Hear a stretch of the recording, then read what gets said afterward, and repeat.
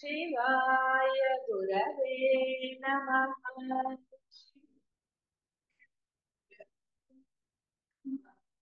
शिवाय गुरवे नमः।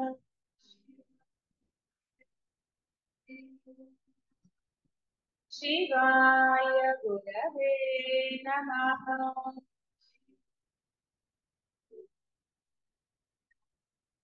शिवाय गुरवे नमः।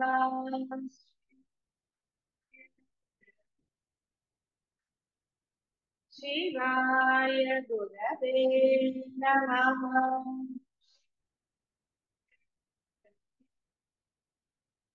शिवाय गुरवे नमः।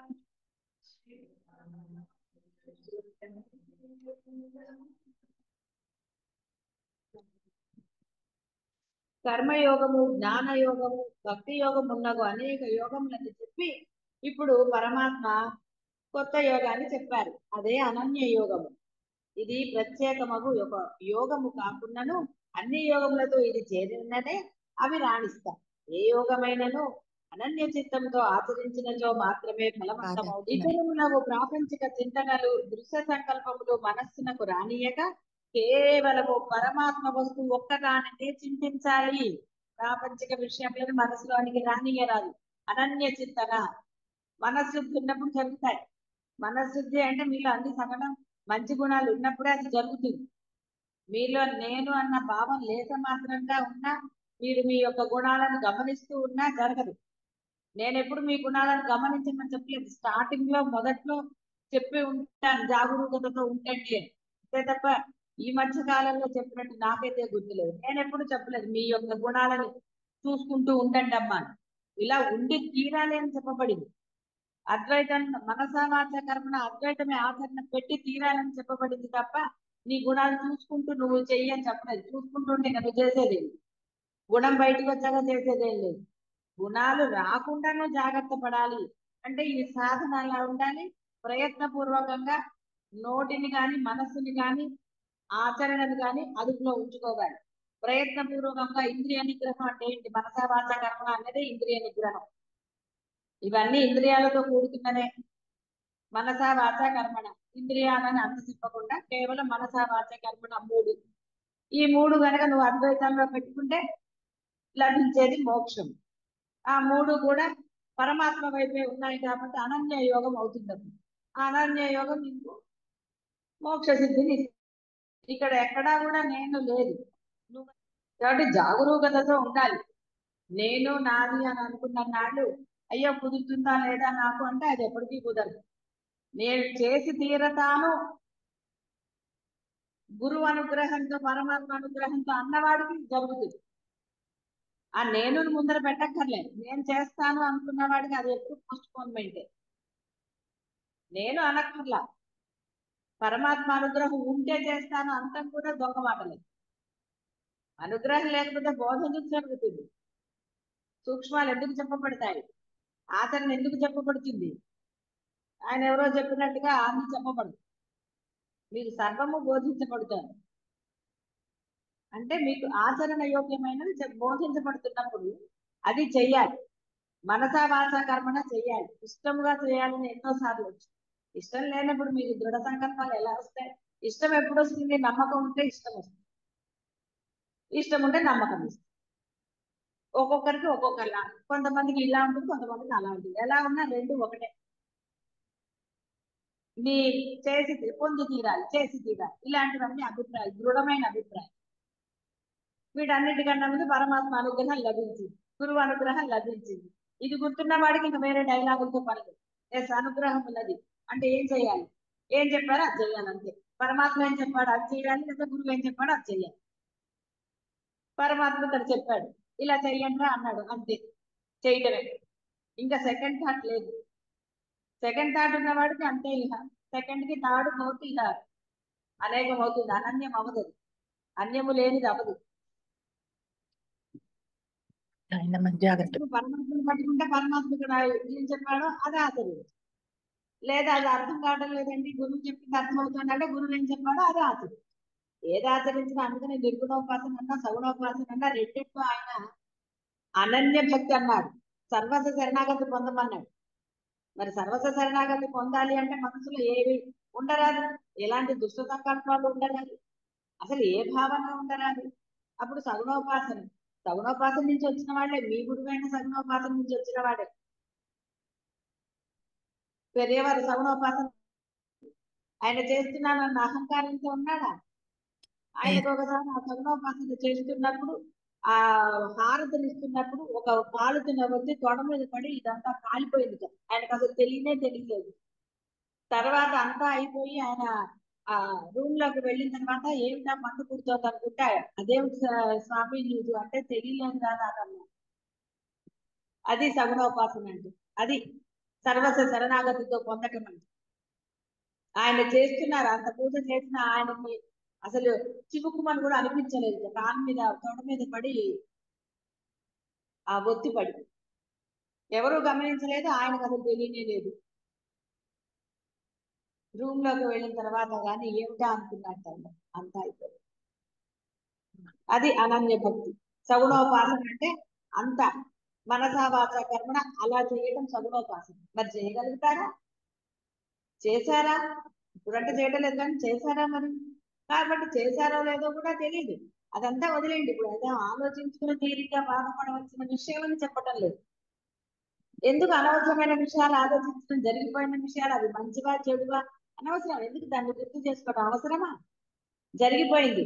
ఇక్కడ బోధ ఏం జరుగుతుంది, నువ్వు ఇప్పుడు ఏం చేయాలో నీకు చెప్పబడుతుంది. బోధ ఇప్పుడు ఏమి ఆచరణ పెట్టాలో బోధించబడుతున్నప్పుడు జరిగిపోయినవి ఎందుకు, దేనికి గుర్తు చేసుకోవడం ఎందుకు, దాని గురించి. గురువు చెప్పింది తూచా తప్పకుండా వినండి ఫస్ట్. గురువు మాటకు అర్థం వచ్చి ఏదో చెప్తుంది అసలు. గురువు ఏం చెప్పాడో అది ఆచరించి తీరండి, అప్పుడు పొందుతారు. అప్పుడు గుణాలేంటి, ఆ సర్వము కర్తృత్వం అనేది నశిస్తుంది. నేను లేకుండా హాయిగా ఉంటారు. అంతే తప్ప మీరు నేను అనుకున్నన్ని రోజులు గురువు మాట విన్నట్టు ఎలా అవుతుంది? గురువు ఏం చెప్పాడో దాన్ని తూచా తప్పకుండా ఆచరించటమే, అంతే. అది అక్కడ ఏమిటి జరుగుతుంది, నాకు ఏదైనా నష్టమా అని ఆలోచించేవాడు శిష్యుడు ఎలా అవుతాడు, అది చెప్పిస్తే నాకు ఇది ఎలా అవుతుంది? అది పరమాత్మ కూడా అవుతుంది. అదే సగుణోపాసన అంటే అలాంటిది. అంత నమ్మారా పరమాత్మని? మీరు రూపాన్ని ఆరాధిస్తున్నా, ఏది ఆరాధిస్తున్నా అలా చేయగలిగారా? మనసా వాచా కర్మణ ఆయనే ఉన్నాడా? మొత్తం క్రెడిట్ ఆయనకు ఇచ్చారా? ఇవన్నీ. కాబట్టి ఈయన రెండో చెప్పాడు, రెండిట్లో అనన్యమే చెప్పాడు. అంటే అన్యము లేని విధంగా నువ్వు ఆరాధించాలని చెప్పాడు. అది పరమాత్మ కావచ్చు, పరమాత్మ రూపమైన మీరు భావిస్తున్న శివుడో ఈశ్వరుడు ఎవరైనా కావచ్చు. నిజంగా ఆ విధంగా ఉన్నారని, ఆ విధంగా లేనప్పుడు ఈ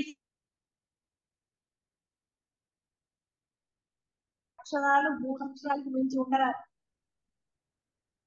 మహా అయితే 4, ఎంతైనా 3 అక్షరాలకు మించి అయితే హనుమాన్ కూడా 3 అక్షరాలు. మళ్ళీ దానికి ఓము నమః ఇది కలపక్కర్లా. అక్కడ రూపాన్ని ఆరాధించినప్పుడు ఓం నమః అని పేరు పెట్టి, ఇక్కడ రూపాన్ని ఆరాధించడం లేదు కాబట్టి ఆ నామం ఒకటే. ఎందుకంటే ఆ నామము బ్రహ్మముది కాదు.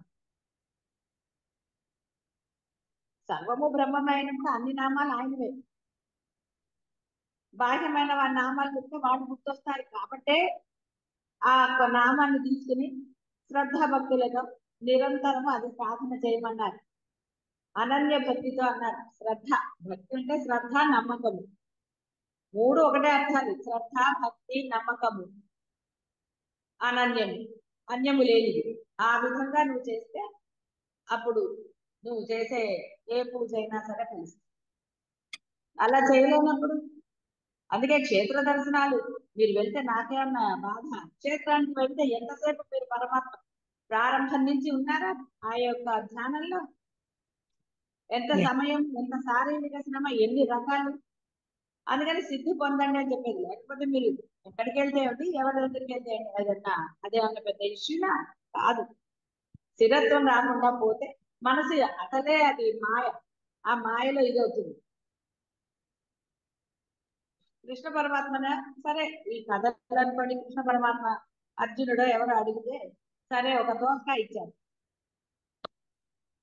మీరు క్షేత్రాలకు వెళ్ళినండి అని. సరే వాళ్ళు కృష్ణుడు చెప్పినట్టుగా వెళ్ళేసి వచ్చేసారు, అది కాస్త ఇదేది అయిదాయి అన్నట్టు. నీ మనసు సరిగ్గా లేనప్పుడు ఎన్ని క్షేత్రాలకు వెళ్తే మనకి ఏంటి? క్షేత్రానికి వెళ్ళాక నువ్వు దోస మానవకుండా ఉంటుందా? ఉండట్లేదు. ఎందుకు దోసకాయ అన్నారంటే దోశ అది తొడిమే పండగానే దానంతట అదే ఊడిపోతుంది. సరే, అందుకని మనకి ఒక శ్లోకంలో దాని గురించి ఉంటుంది.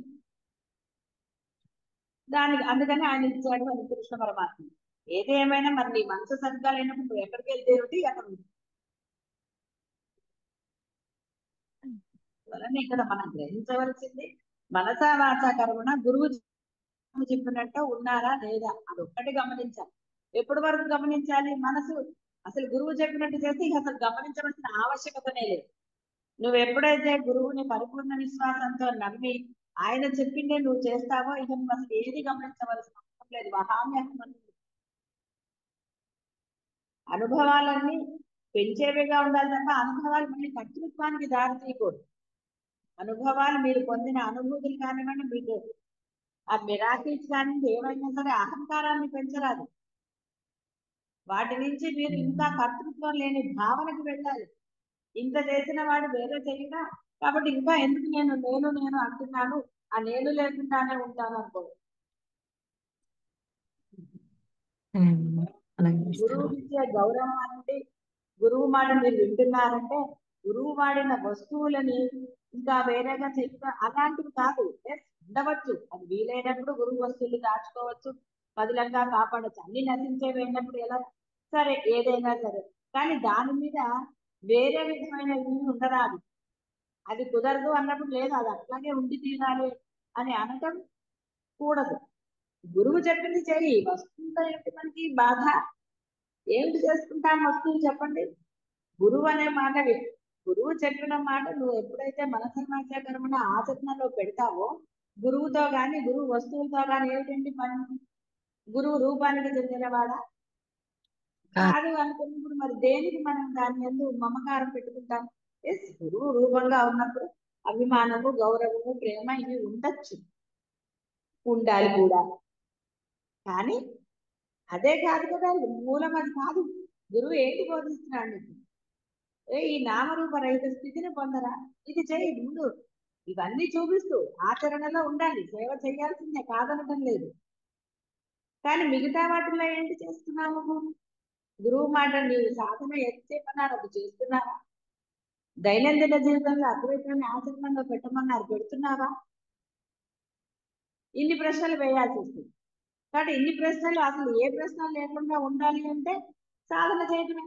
గురువు చెప్పింది అదొక్కటే, అద్వైతాచరణ సాధన ధర్మం అన్నాడు, అంతే. విడిగా చెప్పాడు అర్థం అవడానికి. కాబట్టి అనన్య భక్తి కలిగి ఉండాలి. జాగ్రత్తగా ఉంటాం. మా అర్ధభావనతో గావించబడు ఉపాసనయే శ్రేష్టము. భావన ఉన్నది అదే, ఆయన చూసుకుంటాడని నేను ఒక మాట చెప్తే మీరు మిగతా ఏదో ఎందుకు చెప్తాను, మీకు బాగా అర్థం అవడానికి కొన్ని మీరు కూడా అన్ని భావనలు చెప్తారు. ఎందుకు అవన్నీ అవసరమా?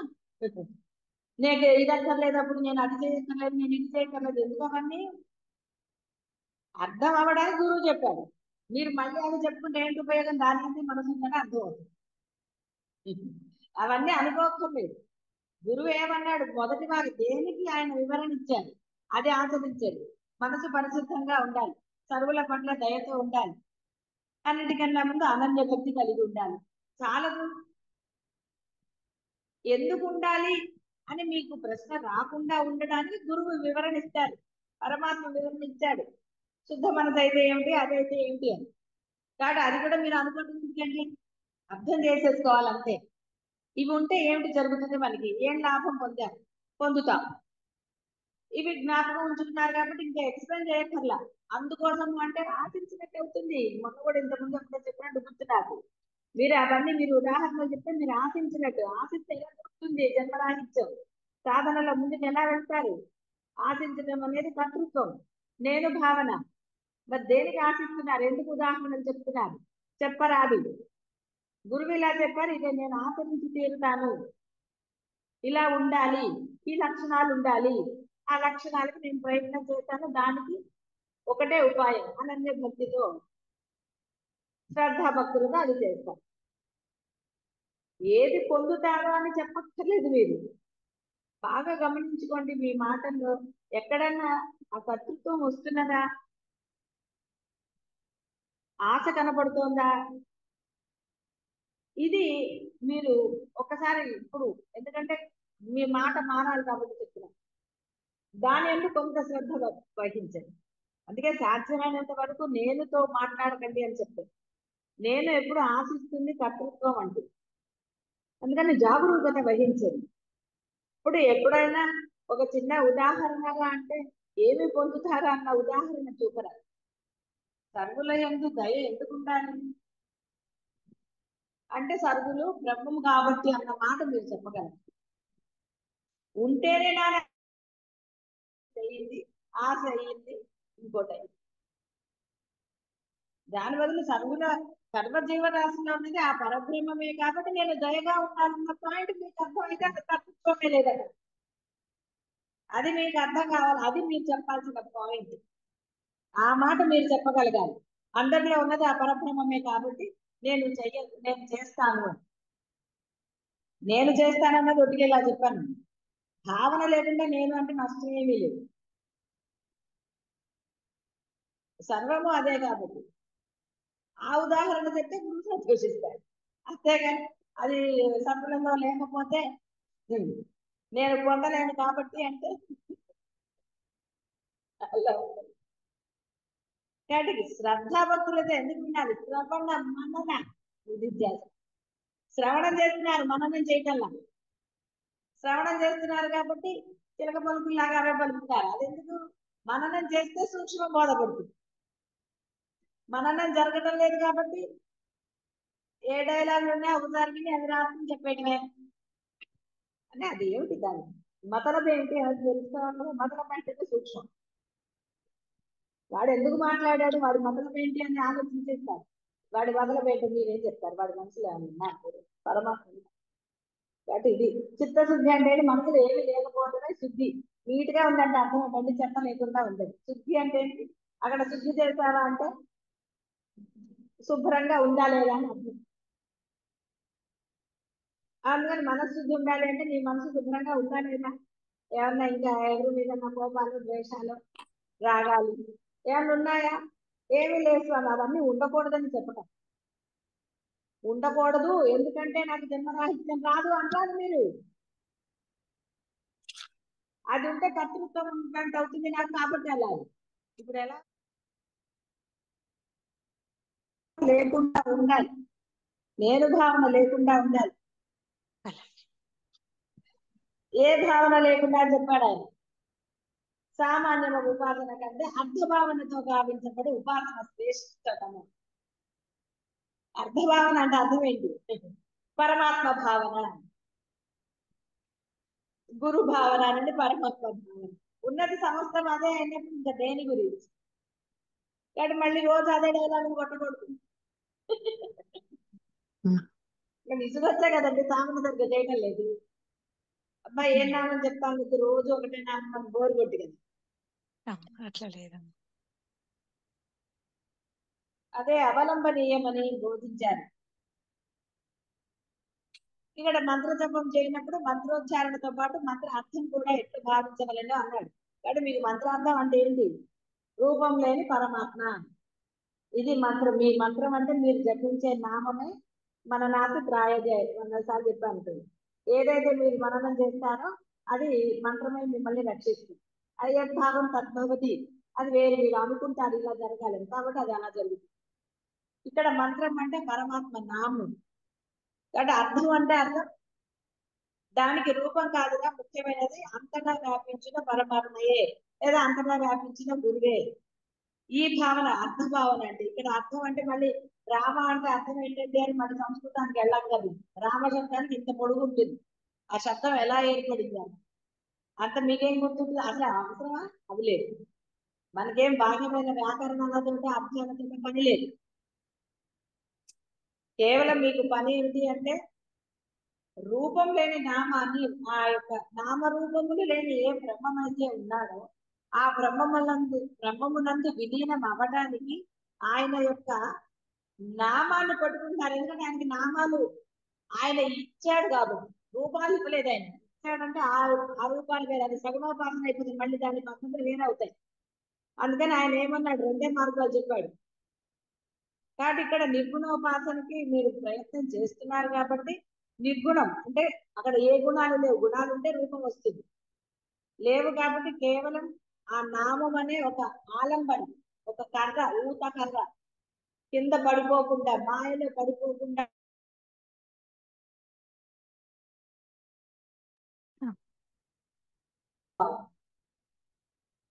ఇంకా వేరే ఏం లేదు అక్కడ, మంత్రోచ్చారణతో పాటు అంటే. అంటే మంత్రాలు అంటే వేరేవన్నీ అక్కర్లే, మరి బీజాక్షరాలు అవన్నీ ఉంటే దానికి నియమనిష్టలు ఉన్నాయి, అందుకే బీజాక్షరాలు అక్కర్లా, నామమే తీసుకోమన్నారు. నామానికి ఏ ఇవి లేదు. ఎందుకు నాన్ వెజ్ ఒకటొద్దన్నాడు అంటే, అంతటా పరబ్రహ్మం ఉన్నాడంటే పరబ్రహ్మం తింటే పరబ్రహ్మంలో నీరు లీనం అవుతారా, ఏది లీనం అవుతారు, అందుకని తినద్దని చెప్పండి. ఎందుకంటే అవి కూడా మనం అన్ని పరమాత్మమే అని చెప్తున్నారు కదా, సకల జీవరాశులు పరమాత్మే అంటే మరి బ్రహ్మాన్ని తింటే బాగుంటుంది, ఆ బ్రహ్మాన్ని తిన్నట్టు మాత్రం బ్రహ్మం అవుతారా, అందుకని తినద్దాను నాన్ వెజ్. ఎందుకంటే తినడానికి ఇంకా చాలా ఉన్నాయి, తినడానికి లేకపోతే అది వేరే విషయం. మీరేం దేశాన్ని రక్షించట్లేదు, మీరేం యుద్ధాలు చేయక్కర్లేదు, పరమాత్మను పొందితే చాలు మీరు. మరి అలాంటప్పుడు ఇంకో జీవిని ఎందుకంటే తినడం? మీరు మీ పిల్లలకి కూడా అలవాటు చేయకండి అసలు. మీరు ప్రార్థన చేయండి, వాళ్ళకు కూడా అలవాటు అవ్వకుండా ఉంటుంది. మంచిని ఎప్పుడు బోధించాల్సిందే పిల్లలకి అయినా సరే. దేనికి పిల్లల్ని ప్రోత్సహించడం, తినమని. బలం అవి తినకపోయినా ఉంటుంది. అందరు తినేవాళ్ళే ఉన్నారు, తినని వాళ్ళకి బలాలు లేవు. తినని వాళ్ళు కూడా 90 ఏళ్ళు బతుకుతున్నారు, 65 ఏళ్ళ నుంచి పని చేయటంలా, 70 ఏళ్ళ నుంచి పరిగెత్తట్లేదు. కాబట్టి ఇక్కడ ఈ ఆహారం వల్లనే ఇది అని ఎక్కడ మీరు అనుకోకర్లేదు. అందువల్ల ఆహారం కూడా ముఖ్యమైనదే. ఉన్నది పరబ్రహ్మమే అని చెప్పినప్పుడు మనం ఒక జీవిని హింసించరాదు కాబట్టి చెప్తున్నాను. ఓకే, ఇంట్లో వేరే వాళ్ళు, ఇంట్లో మగవాళ్ళు చేస్తూ ఉండవచ్చు, నేను కాదనట్లేదు, వాటితో దెబ్బలాడమని నేను చెప్పను.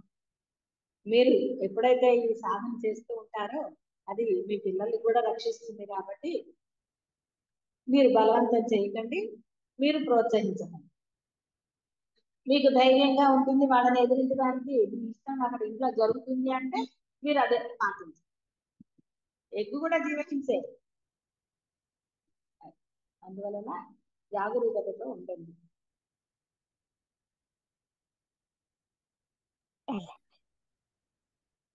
మంత్ర జపం చేయనప్పుడు మంత్రోచ్చారణతో పాటు మంత్ర అర్థాన్ని భావించాలో, పరమాత్మను ఉపాసిస్తున్నప్పుడు వారి స్వభావాలను బాగుగా చింతన చేయాలి అంటే అది. కాబట్టి ఇప్పుడు ఏంటి, మీరేమి సగుణోపాసన నిర్గుణోపాసనలో బ్రహ్మం ఎలాంటి వాడో తెలియబడింది, మీకు బ్రహ్మం గురించి కూడా బాగా తెలియబడింది, బ్రహ్మ అనుభూతిని కూడా మీరు పొందారు. బ్రహ్మ అనుభూతి పొందలేదు అనడానికి ఏం లేదు, మీరు అందరూ పొందిన వాళ్ళే. కాబట్టి స్వరూపానుభవాలు అన్ని మీరు పొందారు, ఇంకా మళ్ళీ ఇంకా వేరే అక్కర్లేదు. అది స్థిరంగా ఉండాలి, ఆ అనుభూతి, ఆ అనుభవము, ఆ ఆనందం. కాబట్టి ఎవరైతే మీరు ఉపాసన చేస్తారో అనన్యంగా, ఇప్పుడు వారిని లెస్సగా సముద్ధరిస్తానని అన్నాడు ఆయన. సముద్రం వలె భయంకరమై కామాది దుష్ట జల జంతువులతో కూడి అపారమై ఉండటం వలన ఆ ప్రకారం అది సాగరములకు పోల్చి చెప్పబడ్డాయి. కాబట్టి మీరు అనుకోకర్లేదు, నేను అనుభవిస్తున్నది సంసార సాగరం, ఇంతటి భయంకరమైన సముద్రాన్ని నేను ఎలా దాటాలి అని ఇలాంటి భావనలు చేయటం ఇదేం సినిమా కాదు, మీరేం కవులు కాదు వర్ణన చేసుకోవడానికి. బాగా అర్థమై అవగతమై పరమాత్మ యందు మీ దృష్టి నిలపడానికి ఉదాహరణలు చెప్పబడతాయి. అనేక సంసార సుఖములు మహా ఆనందమని, కావున సంసార స్థితి యొక్క వాస్తవ స్వరూపము ఇంకను తెలుసుకో. కావున సంసార స్థితి అభిలషణీయమని పలుకుతారు. అజ్ఞానం వలననే వారు అలా అంటారు. సంసార స్థితి యొక్క వాస్తవ రూపము వారికి తెలియదు. తెలియకేందా కూడా తెలిసేది.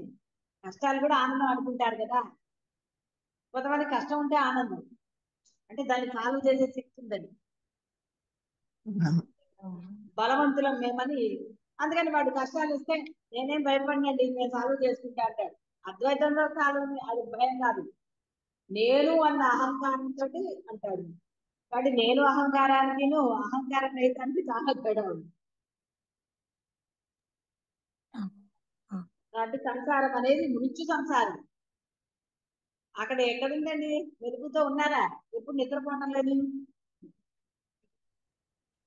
మరణ రూపమైనది, పుట్టుక చావులతో కూడినది అని పరమాత్మ చెప్పారు. ఈ మృత్యు సంసార మధ్య కదగులుతున్న జీవుడు అమరత్వ సిద్ధికై అమృత స్వరూపుడగు పరమాత్మను సచ్చిదానంద ప్రభువును ఆశ్రయించి తీరవలసిందే. గజేంద్రుడు, ప్రహ్లాదుడు, అంబరీషుడు, ద్రౌపది ఇలాంటివన్నీ చెప్పారు. ఏవి ఎన్ని చెప్పినా ఆచరణలో పెట్టిన వాడికి ఉదాహరణలతో పర్లేదు. ఎవరు పొందారు అన్న ప్రశ్న నమ్మకం ఉన్నవాడికి వస్తుందండి. గురువు దగ్గరికి వెళ్తే నీ కోరికలు తిరిగాయా అని అడుగుతారు. అప్పుడు వాళ్ళు వచ్చి పట్టుకుంటారు గురువు. ప్రపగాండా జరగాలి కదండి గురువులకి. ప్రవచనాలు చెప్తారంటే ఏ టీవీలో చెప్తారు? అవి వస్తాయా? అబ్బాయి రావండి అంటే, ఆహా రావా, సర్లేండి అది ఇంకోసారి చూస్తాను వాళ్ళకి. ప్రచారం కావాలి ప్రతివాడికి. వీడికి ప్రచారం ఉంటే అంటే కదండి, అడ్వర్టైజ్మెంట్ చూసే కదా వెళ్తారు మీరు. ఆ బుద్ధి అయితే అలాగే ఉంది. అది ప్రపంచం కాబట్టి ఏ షాప్ లో ఏముందో డిస్కౌంట్ ఎక్కడ లభిస్తుందో తెలియదు కాబట్టి వాళ్ళు అడ్వర్టైజ్ చేస్తారు. గురువులు కూడా అడ్వర్టైజ్ చేసుకోవడం ఫలానా గురువు గారిని హోర్డింగ్స్ పెట్టాలా? లేదమ్మా. కర్లేదమ్మా. ఏమండి హోర్డింగ్స్ ఉన్న వాళ్ళ దగ్గరికి వెళ్తానంటే వెళ్ళండి, ఎంత హాయ్ అండి. అమ్మా వద్దమ్మా. ఎంత ఉంటుంది గురువులకి. కాబట్టి గురువు గారు ఎక్కడ ప్రవచనాలు చెప్తున్నారు, మా గురువు గారికి ఏం చెప్పనండి అంటే మీరు అవమానంగా ఫీల్ అయ్యారనుకోండి, అప్పుడు ఇంకా మీకు గురువు అనుభవం ఎలా లభిస్తుంటే. అందువలన సద్గురువులు అవన్నీ ఆశించారు. నియతి ప్రకారం ఏ సద్గురువుకి ఎలాగా ఏంటి అనేది రమణ మహర్షి బోర్డు పెట్టాడండి. తర్వాత వాళ్ళు రమణాశ్రమం పెట్టుకున్నారు. అంతే తప్ప ఆయన పెట్టుకున్నారా? అందరు డబ్బులు పట్టుకుంటలు ఇచ్చారని పట్టుకొచ్చి పెట్టాడు ఆయన. పట్టుకొచ్చి పెట్టుకోవాలి ఎవరు ఇచ్చినా సరే. ఆయన కిటికీ ఎక్కడ అసలు కన్సల్ట్ చేస్తేనే డబ్బులు తెచ్చిచ్చేవాళ్ళు 3 మంది ఉన్నారు. ప్రతి ఆశ్రమంలో ఉంటారు. మీరు లేరు ఇక్కడ 3 మంది ఇవ్వడానికి రెడీగా చాలా మంది ఉన్నారు. నేనే వద్దంటున్నాను కాబట్టి నాకు ఎక్కడ పాపం లేదా అందరు దాచి గురువు ఎప్పుడు అడుగుతారో తెలియజేయాలి అంటే డబ్బంగా చూసారా, ఆశించకపోయినా వస్తుంది. ఎక్కడ అవసరమో అక్కడ ఆ పరమాత్మ ఇస్తారు. ఉన్నది పరమాత్మే, డబ్బు కూడా పరమాత్మే. కాబట్టి మళ్ళీ ఇదంతా మీరు చెప్పకండి.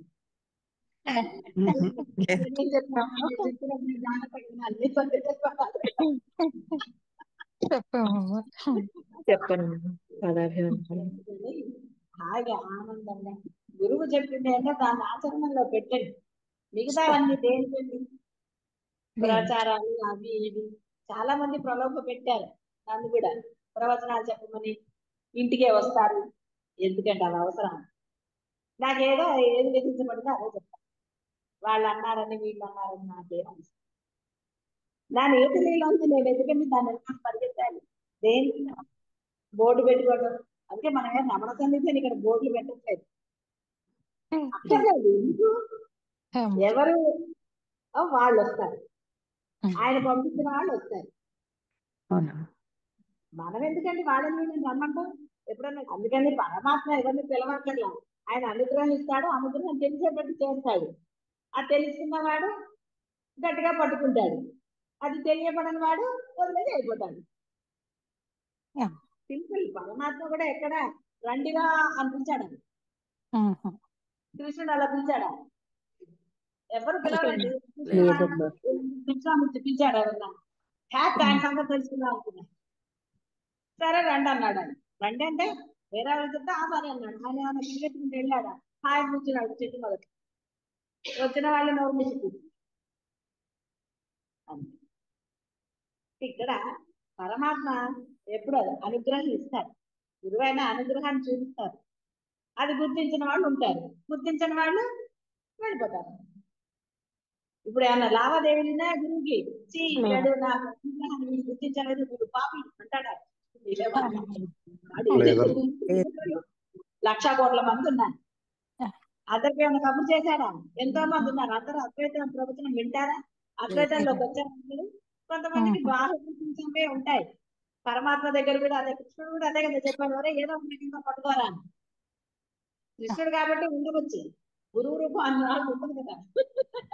ఎవరి రూపం అయినా అంతే. గురువు ఉన్నప్పుడు నీకు సాక్షాత్తుగా ఏదైనా బోధన కానివ్వండి, ఏదైనా సరే ఉపశమనంగా ఏదో ఒకటి గురువు ఉన్నప్పుడు లభిస్తుంది. గురువు లేకపోయినా అదేంటంటే అనొచ్చు, గురువు సమాధి నుంచి అన్ని లభిస్తాయండి. ఆ ప్రశ్నలకు సమాధానం ఎవరికి లభిస్తాయి? గురువు సమాధి నుంచి అయినా లభించడం అంటే పరిపూర్ణ విశ్వాసం ఉన్నవాడికి గురువు యొక్క సమాధి నుంచి అయినా సమాధానాలు లభిస్తే గురువు కనపడుతూ ఉంటాడు అంట. నమ్మకం లేని వాడికి ఎక్కడ కనపడతాడండి? ఎప్పుడున్నప్పుడు కనపడలేదు, సమాధిలో ఉంటే కనపడుతుంది పాపం. అది వాళ్ళ రోజు డబ్బా మూట తీసుకుసేది. సమాధిని మూట తీసుకోడు కదండి.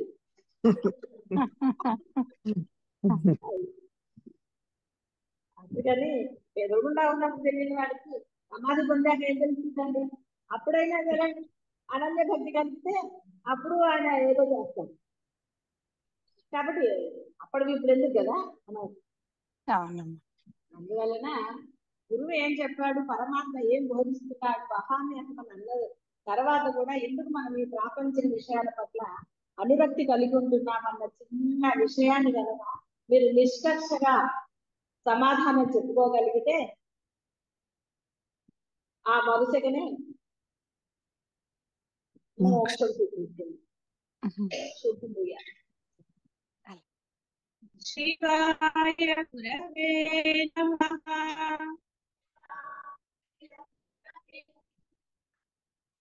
శివాయ గురవే నమః.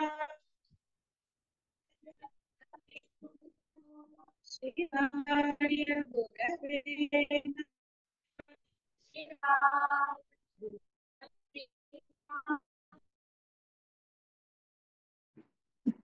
ప్రప్రథమున మనస్సును బుద్ధిని పరమాత్మ యందు స్థిరముగా నిలపాలి. అదే పెద్ద కష్టం. కానీ దీనంత సులభం ఇంకోటి ఉందా? మనుషులు మారుతారు, బుద్ధులు మారుతాయి. మీ బుద్ధిలే పొద్దున ఒకలాగా మధ్యాహ్నం ఒకలాగా అలా లేదు. ఎవరినో చూడక్కర్లా, మిమ్మల్ని మీరు పరిశీలించుకుంటే చాలు పొద్దున్న లేచినప్పటి నుంచి. కాబట్టి స్థిరంగా ఉండాలంటే అర్థం ఏంటి? ఒకేలాగా ఉండాలి. ఎప్పుడు ఉండగలుగుతారు? మీలో వేరే భావం రాకపోతే ఉండగలుగుతారు. ఎవరి మీద ద్వేషం లేకపోతే ఉండగలరు. ఎవరి మీద విసుగు లేకపోతే ఒకటే దాంట్లో ఉండగలుగుతారు. కానీ వాడు అలా చేస్తాడు కాబట్టి నాకు వస్తుందని మీరు అంటారు. వాడు చేస్తే నువ్వెందుకు రియాక్ట్ అవ్వాలి? చేసిన వాడు కదా రియాక్ట్ అవ్వాలి.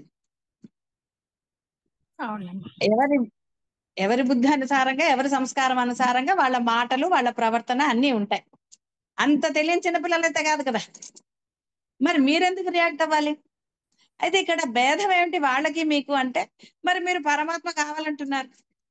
జన్మరాహిత్యం పొందాలని నిశ్చయించుకున్న తరువాత లేదు, ఆనందంగానే ఉండాలండి, మాకు ఈ తలనొప్పులు అక్కర్లేదు, ఇక చాలు, జీవితంలో అనుభవించిన అన్నాళ్ళు అనుభవించామన్నారు అనుకోండి.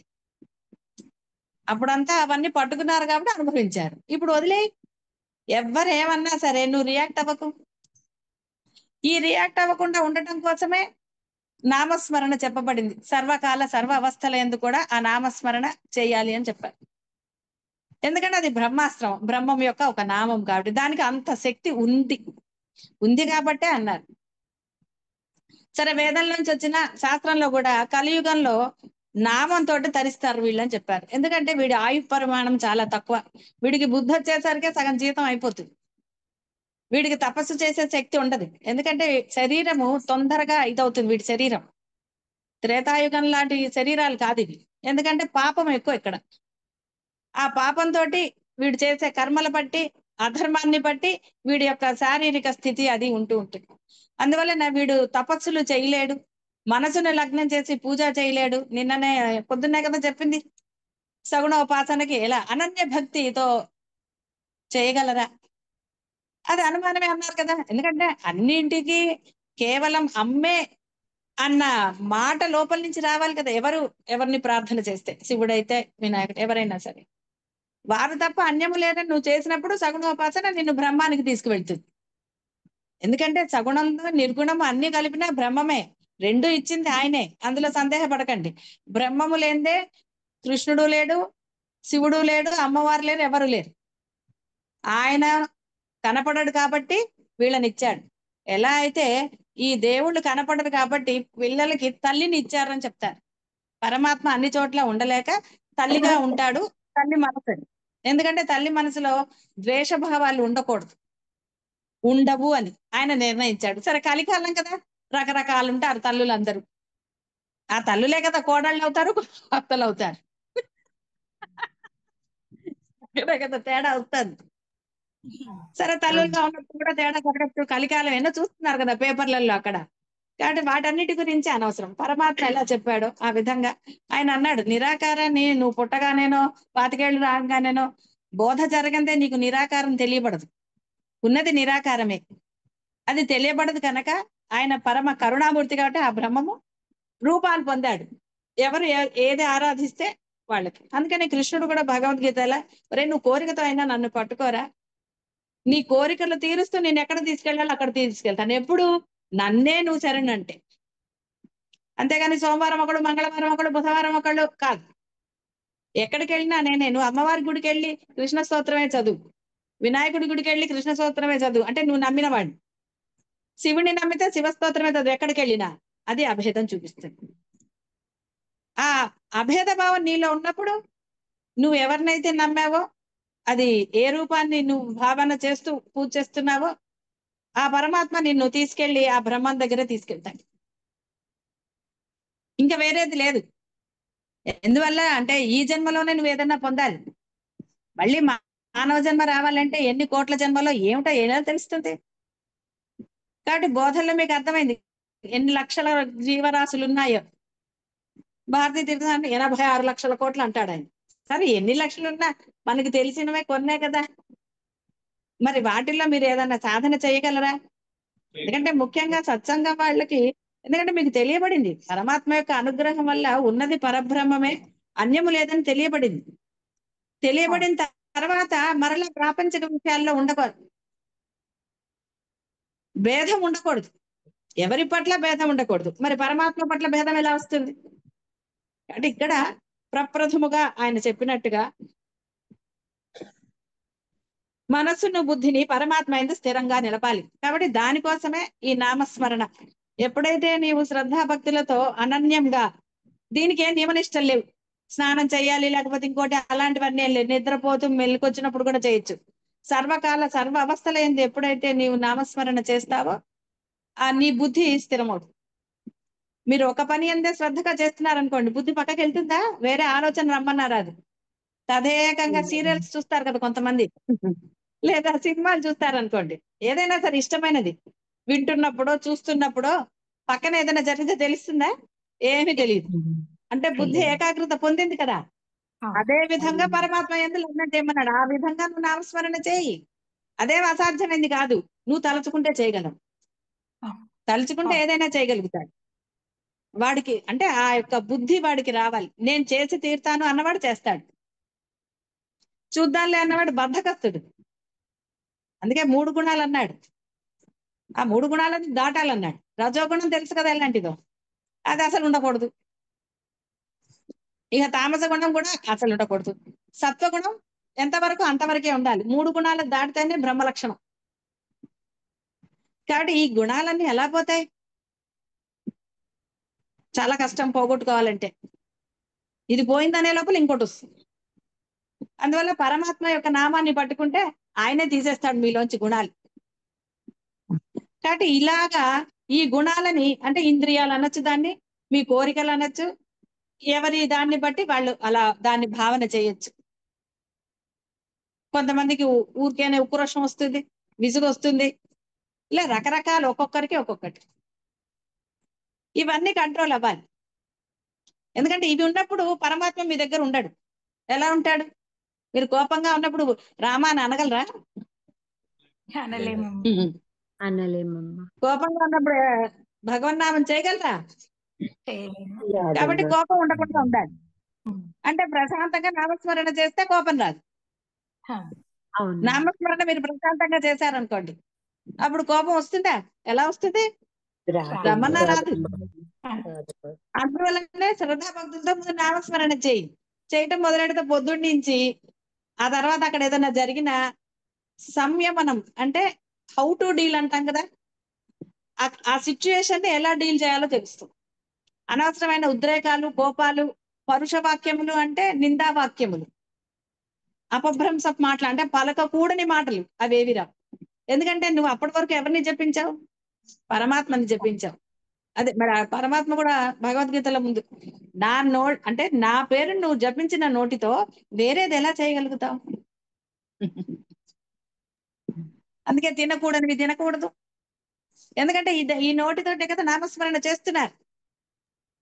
మరి ఆ నోటితో చేస్తున్నప్పుడు మరి ఎంత జాగ్రత్తతో ఉండాలి? మరి వేరే మాటలు అనొచ్చా? వేరే వాళ్ళని నిందించొచ్చా? అబద్ధాలు ఆడొచ్చా? ఎన్నున్నాయి. అయితే ఇవన్నీ ఎలా పోతాయి అంటే ఒక పరమాత్మను పడుకుంటే పోతాయి. ఏం కంగారు అక్కర్లా. ఆటోమేటిక్ గా వయసు రాగానే కొన్ని పోవటం లేదు. మరి వయసు వచ్చే వరకు వెయిట్ చేయడం ఎందుకు? ఇవన్నీ వయసు రాకముందు చేయవలసినవి. సరే వయసు వచ్చేసింది కాబట్టి ఇప్పుడైనా ప్రయత్నం చేయాలి. కానీ నీరసం ఎక్కువ అవుతుంది కదా. కాబట్టి ఉత్సాహంగా చెయ్యండి. అనవసరమైన పనులు సగం వదిలేస్తే నిజంగా దైనందిన జీవితంలో అంటే మీరు డైలీ చేసే పనులు సగం వ్యర్థమైనవే ఉంటాయి. ఫోన్ కాల్స్ వ్యర్థమైనవే, ఒట్టి కాలక్షేపమే. ఫోన్ చేతిలో ఉంది, ఫ్రీ కాల్స్, అందుకని సగం అవే ఉంటాయి. అక్కర్లేని కబుర్లు పక్క వాళ్ళతో, వెనక వాళ్ళతో, ముందు వాళ్ళతో, ఇంకొంతసేపు టీవీలు చూసే వాళ్ళకి టీవీలు, ఇలా రకరకాలు. ఇవన్నీ ఏమన్నా పనికొచ్చేవా? దానివల్ల ఏమన్నా ఉద్రేకాలే కదా వస్తాయి. ఎన్ని జోకులండి వాటి మీద. అలా చెప్పలేదు. అత్తగారికి భయం వేసింది, అదేదో సీరియల్లో చూసి కోడలు ఎక్కడ చంపేస్తుందో వంట చేస్తుంది. అందుకని కోడలు చేస్తుంది, నా పని హాయిగా ఉంది, సీరియల్ వల్ల మా అత్తగారి వంట చేస్తుంది, నేను హాయిగా కూర్చున్నాను అంది. ఇంకో సీరియల్ అత్తగారి కోడల్ని చంపితే అప్పుడేమవుతుంది? కాబట్టి సీరియల్ చూసి అవే బుద్ధులు వస్తుంది కాదు కదా. ఏదో అది ఉండాలి. కాబట్టి ముందే పరమాత్మను పట్టుకుంటే ఆ గోల్ ఉంటది కదా. ఏముందండి సీరియల్ చూసి ఏమన్నా వచ్చాయా? ఉద్రేకాలు తప్ప ఏమీ రాలే. ఖర్చులు పెరిగితే ఆ చీర బాగుంది, ఆ నగలు బాగున్నాయి. సీరియల్ చూసేది అదే కదా. తర్వాత అనవసరమైన తిట్లు వస్తాయి, ఈ తిట్లు ఏదో బాగుంది అనిపిస్తుంది కదా. సినిమాలు ఆ డైలాగులు అవే కదా, బాగున్నాయని వాడతాం కదా. మీకు ఏమైనా డౌట్లు ఉంటే అడగచ్చమ్మా.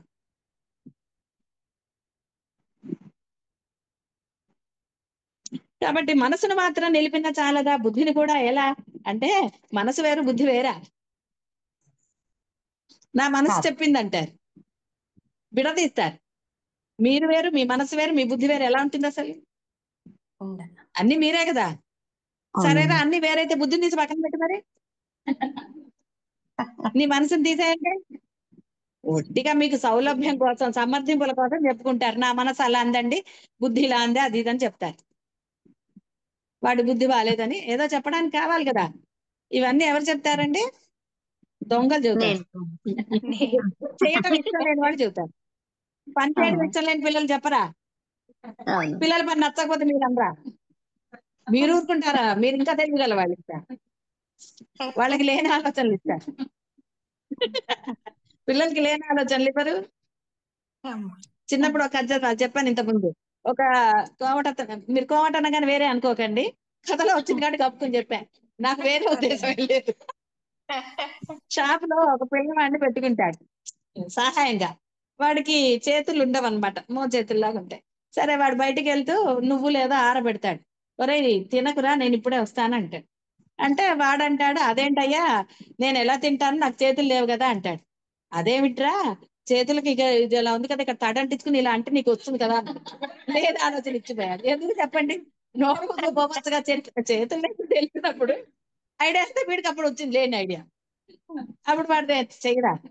పిల్లలకి అంతే లేని ఆలోచనలు ఇవ్వకూడదు. మీరే ఆలోచనలు కల్పిస్తారు. నువ్వు అట్లా చేస్తావేమోరా అంటే వాడికి లేని ఆలోచన వస్తుంది. మరి ఇప్పుడు సినిమాలు సీరియల్స్ చూసి కదా దొంగతనాలు ఎలా చేయాలో తెలిసి వస్తుంది కాదా. మనసు సంకల్పిస్తుంది, బుద్ధి నిశ్చయిస్తుంది. కాబట్టి పరమాత్మ విషయమై దృఢమగు నిశ్చయాన్ని కలుగజేయనిది బుద్ధియే కావున దాన్ని మనసులో చేర్చి చెప్పారు. పరమాత్మ కరుణ కాబట్టి బోధలు అన్ని విడివిడిగా చెప్తారు అర్థం కావడానికి. నిజంగా విడిగా ఉన్నాయా? కాబట్టి ఏమండి, నా మనసు చెప్పింది, బుద్ధి చేసింది, నాదేమీ లేదండి, నా తప్పేమీ లేదండి అంటే అప్పుడు ఏం చేస్తారు? ఎక్కడున్నాయంటే ఏం చెప్తారంటే లోపల ఉన్నాయి అనుకోండి, 4 పీకి పోతారు. సరిపోతుందా? ఊరుకుంటాడా పక్కవాడు? అలాంటి పనులు చేయొచ్చా మరి? మీరైనా ఊరుకుంటారా పిల్లల్ని? ఏం ఊరుకోరు కదా. అతి తెలివిగా మాట్లాడద్దని 2 పీకుతారు. అనవసరంగా బుద్ధి వేరు మనసు వేరు ఇలాంటివి అనకండి. తెలిసిన తర్వాత. తెలియనప్పుడు ఎన్ని డైలాగులు అన్నా కొట్టదు. కానీ ఇప్పుడు తెలిసింది కదా. తెలిసిన తర్వాత అలాంటివి అనడానికి లేదు. సరే. మనోబుద్ధులు రెండిటిని ఇతరమైన దృశ్య వస్తువుల వేనియందును ప్రవేశింపనీయక ఒక్క పరమాత్మ యందే సంలగ్నము చేయాలి. అదే ప్రయత్నం చేయాలి. అప్పుడు మనుజుడు ధ్యేయ వస్తువుకు ఆ పరమాత్మ యందే సదా నివసిస్తాడు. పట్టించుకోకపోతే ఇంట్లోనే ఉంటారు కదండి. ఎక్కడికి వెళ్ళకపోతే నిమిషానికి ఒకసారి ఏదన్నా కావాలని వెళ్ళేవాడే కదా, తిరుగుతూ ఉంటాడు. లిస్ట్ రాసుకుని ఒకసారి తెచ్చుకునేవాడు ఇంట్లోనే ఉంటాడా? ఇది కూడా అంతే. లిస్ట్ రాసి అన్ని తీసేయండి. ఈ మాటలు వేస్ట్, ఆ మాటలు వేస్ట్, ఇదన్నీ వేస్ట్ అని తీసేయండి. వేస్ట్ అన్ని తీసేస్తే మిగిలింది పరమాత్మే పాపం. ఆయన ఒక్కడే ఎప్పుడు మిమ్మల్ని పట్టుకుని ఉంటాడు. అంతే కదా. ఏం తోచకపోతే కదండి గుడికి వెళ్తారు.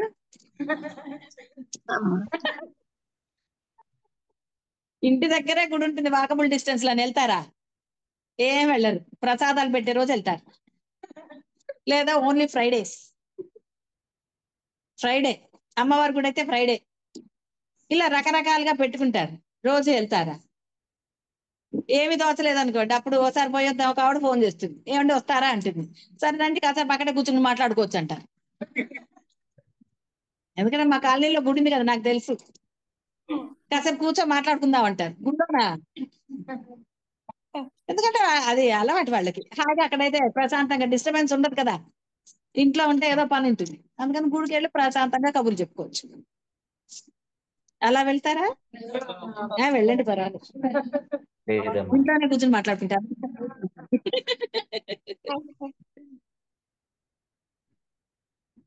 ఉప్పు కళ్ళు సముద్రం నందు లయించినట్లు మనస్సు నిరంతరము దేనిని గురించి ధ్యానించునో, దేని యందు సంలగ్నమైండునో దాని యందే లయించి తద్ ఆకారితమై ఒప్పుతుంది. కావున అనవరతము పరమాత్మ యందు స్థిరముగా ఉండినట్టు మనస్సును కనుక లయం చేస్తే అది దాన్నే పొందుతుంది.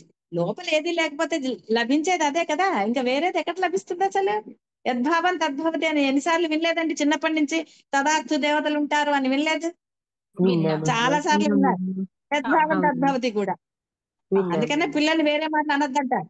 మీరు అన్నప్పుడు పైన తదాస్తు దేవుడు తదాస్తు అన్నారు అనుకోండి, వాడు అలా అయిపోతాడు. అందుకని అలా అనకూడదు అంటారు. వేరే మాటలు అనకూడదు, ఎందుకంటే అవన్నీ జరుగుతాయి కాబట్టి. 10 సార్లు మీరు అదే అంటే అవుతాడు కదా. ఒకసారి అనండి, వేరే మాటలు అనకుండా ఒకటేసారి ఏదో ఒకటి అనండి, అయిపోతుంది. పదే పదే అనరాదండి. అంటే ఎప్పుడైతే మీ మనసు అన్య విషయాలకు పోదో మిగిలింది పరమాత్మే కదా. అవునా కదా? అప్పుడు అది తెలియకుండా అందులో లైన్ అవుతుంది. ఎందుకంటే మనసు లోపల, మీ లోపల ఉన్నది పరమాత్మే, వేరే వాళ్ళు లేరు అసలు. ఉన్నది పరబ్రహ్మమే లోపల. మీరు ఆత్మ అన్నా, సోల్ అన్నా, ఏదన్నా సరే, జీవుడు అన్నా సరే, లోపలే కదా ఉన్నాడు పాపం. బయట లేడు కదా. బయట లేడు.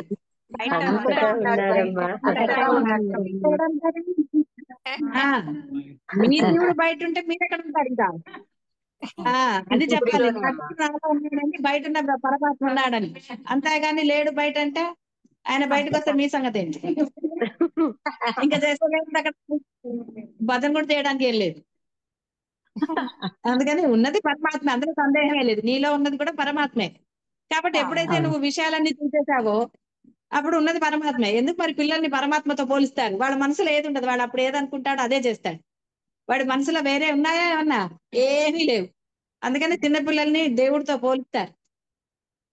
వాళ్ళ మనసు కల్మషం లేకుండా ఉంటుంది అని. అంటే వాడు నామజపం చేయకపోయినా వాడిలో ఉన్నది ప్రస్తుతానికి ఆయన ఒక్కడే కదా పాపం. వాళ్ళ ఏం లేవు. మీరేం ఇంకా చెప్పలేదు కదా, ఎవరే ఇది నీదిరా అవన్నీ చెప్పలేదు వాడికి ఇంకా.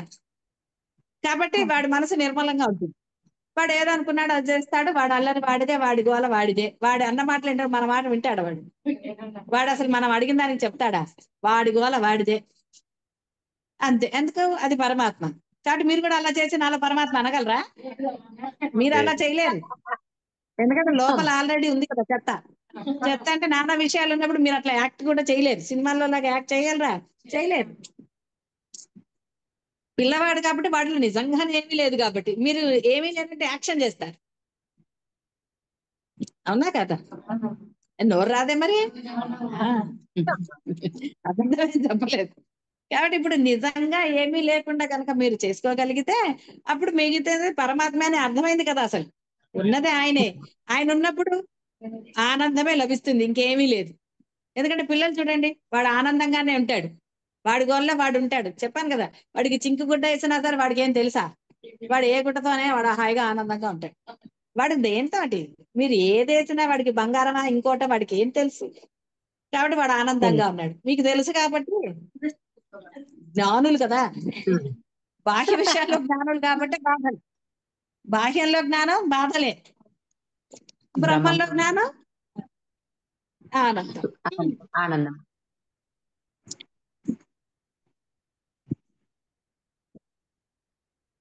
అది ఏ మోక్షము, దేవుని యందు నివసించుట అనగా ఇదే. ఈ విషయమున ఏ మాత్రము సందేహం లేదని, ఇదే పరమ సత్యమని పరమాత్మ తెలియజేశారు. సాధకులు తమ మనస్సును అన్యత్ర పోనీయక ధ్యానాల ద్వారా ప్రయత్నపూర్వకంగా పరమాత్మ యందు నిలిపినచో ఇక తమ మోక్ష విషయమై ఎలాంటి సంశయము పెట్టుకోనక్కర్లేదని స్పష్టంగా చెప్పారు. మీకు కూడా స్పష్టత రాలేదని అనడానికి ఏం లేదు, ఉంది. కాకపోతే ఏంటంటే పాపం కూడా ఉంది అదే అమ్మ. సాధన సరిగ్గా చేయటం లేదో తప్ప దాటి వేయటం కాదు. అసలు ఎందుకు చేయటం లేదో అది చెప్పాలి. సాధన ఎందుకు చేయటం లేదో చెప్పాలి, కానీ సాధన సరిగ్గా చేయటం లేదు అంటే మార్కులు ఎందుకు రాలేదంటే అర్థం ఏంటి, చదవలేదనేగా. సరిగ్గా చదవలేదండి రీజన్.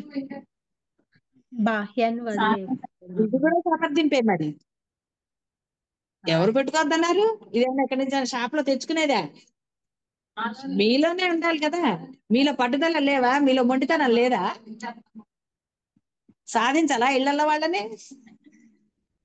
ఎన్ని సాధనలు, ఎన్ని సాధింపులు, సన్న సన్న సాధింపులు అమ్మ. పక్క ఉంటాయి కొంతమంది దగ్గర. ఏంటి అనసలుతాడు, కొంతమంది నోరు పెట్టి బతుకుతారు. రకరకాల సాధనలు అన్ని ఒక పిల్లి మీద వాటి మీద పెట్టేది కదా.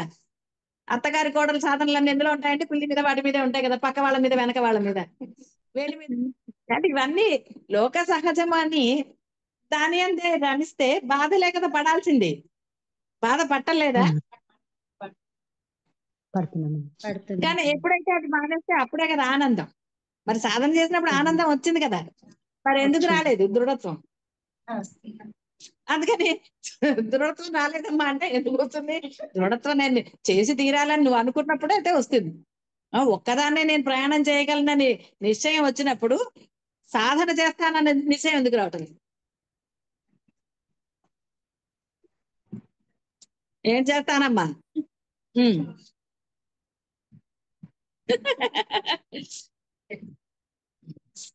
చేస్తే దాని ఫలితం. తింటే కదా రుచి తెలుస్తుంది, చూస్తే కదా తెలుస్తుంది సీరియల్ బాగుందో లేదు. సినిమా కూడా అంతే కదా, ఏదైనా అంతే కదా. చూస్తే ఒకటే, అది వింటే కదా తెలుస్తుంది. అది ఏదైనా అంతే కదా, అనుభవం పొందితే కదా దేని విలువైనా. అది ఏంటి అన్నది ఎప్పుడు తెలుస్తుంది?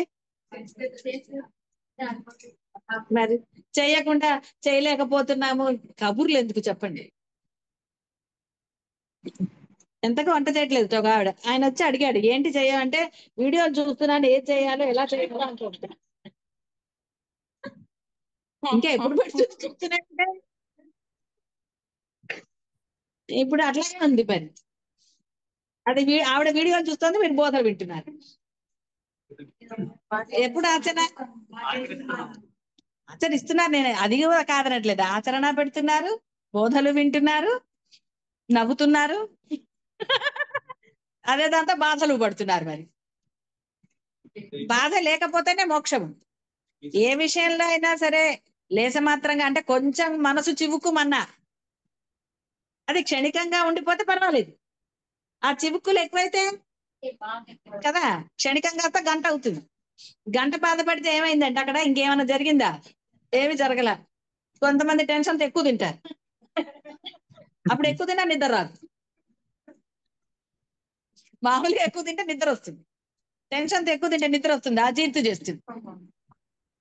ఎందుకంటే లోపల ఆల్రెడీ టెన్షన్ తిన్నారు, టెన్షన్ మీద మళ్ళీ భోజనం వేశారు కాబట్టి అరగదు. కాబట్టి ఇలాంటి డైలాగులు కొట్టకూడదు.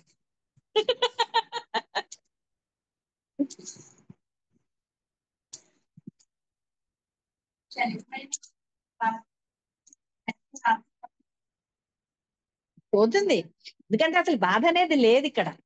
బ్రహ్మం దగ్గర బాధ ఉందా? ఉన్నది బ్రహ్మమే అన్నాం. బ్రహ్మం దగ్గర బాధ ఎక్కడుంది అసలు?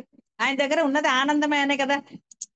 పాపం ఎంతమంది చెప్పారు? వశిష్ఠుల వారు చెప్పారు, శంకరాచార్యులు చెప్పారు, పరమాత్మ కూడా చెప్పింది అదే కదా. కృష్ణుడు ఎక్కడన్నా బాధ ఉంది అన్నాడా? అమ్మవారు చెప్పింది దేవి గీతలో.